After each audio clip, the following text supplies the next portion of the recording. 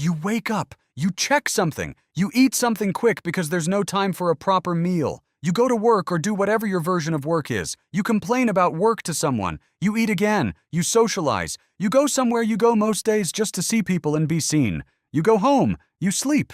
This is your Tuesday.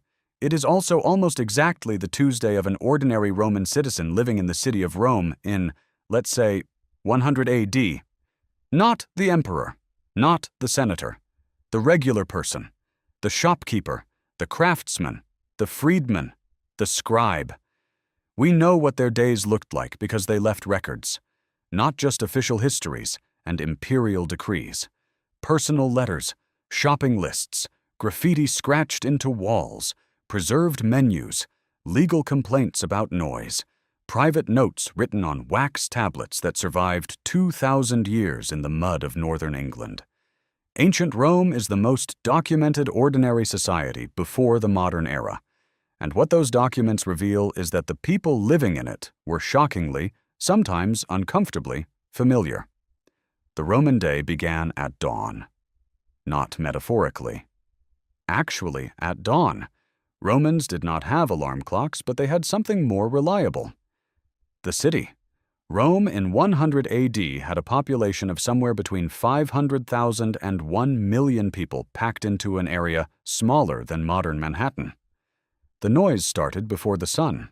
Delivery carts were legally prohibited from the streets during the day to reduce congestion, which meant all goods were delivered at night and in the early morning hours. The poet Juvenal wrote with furious specificity about the impossibility of sleeping in Rome. The rattling of wheels on stone, the shouting of drivers, the sounds of construction that never seemed to stop. Sound familiar? The Roman morning began with a great deal of noise, and the universal human experience of lying in bed, wanting slightly more time before the day started. Most Romans did not eat breakfast in any substantial sense. A piece of bread dipped in olive oil or wine, perhaps some cheese or olives, eaten quickly standing up before leaving the apartment.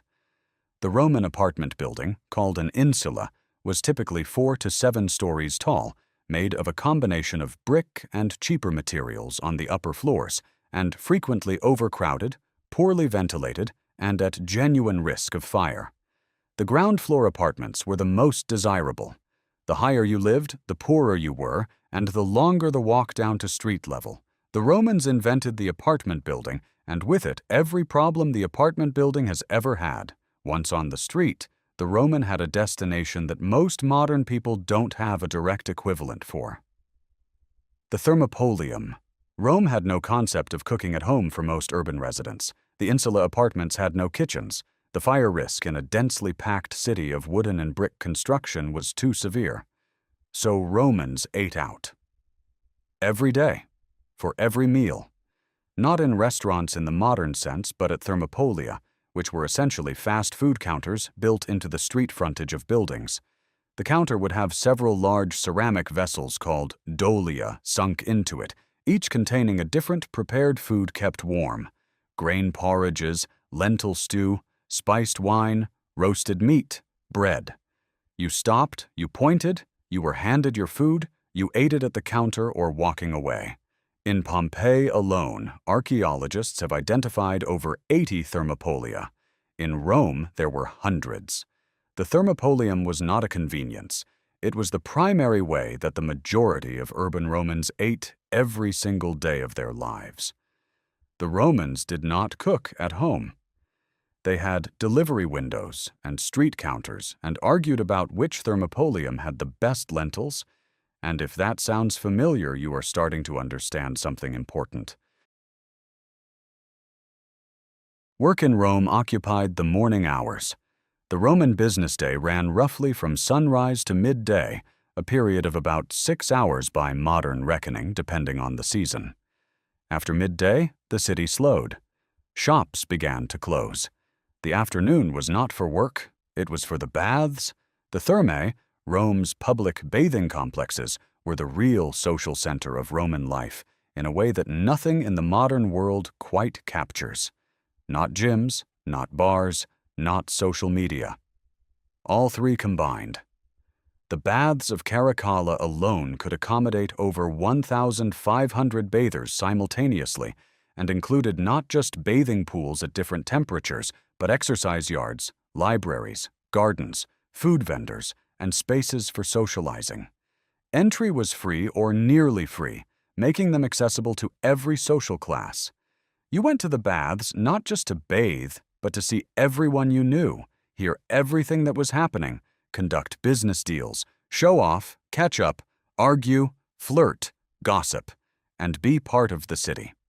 The bath visit typically lasted 2 to 3 hours in the afternoon, and the conversations that happened there, the social dynamics, the status games, the information exchange, the performance of identity, these were the engine of Roman social life. Everything you do on your phone in the afternoon is what Romans did at the baths.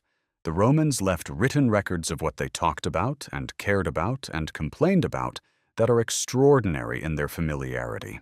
The Vindolanda tablets, a collection of thin wooden writing tablets found at a Roman fort in northern England dating from around 100 AD, include a birthday party invitation, a request for more beer, a complaint about a subordinate's behavior, and a note about needing more socks because the weather was cold. In Pompeii, the walls of buildings are covered in graffiti that reads like the world's oldest comments section, recommendations and insults for local businesses, declarations of love and lust, political endorsements for upcoming elections. One wall reads simply, "Stronius knows nothing." Another advertises a gladiator fight with the enthusiasm of a modern event poster. Someone scratched into a wall near a thermopolium.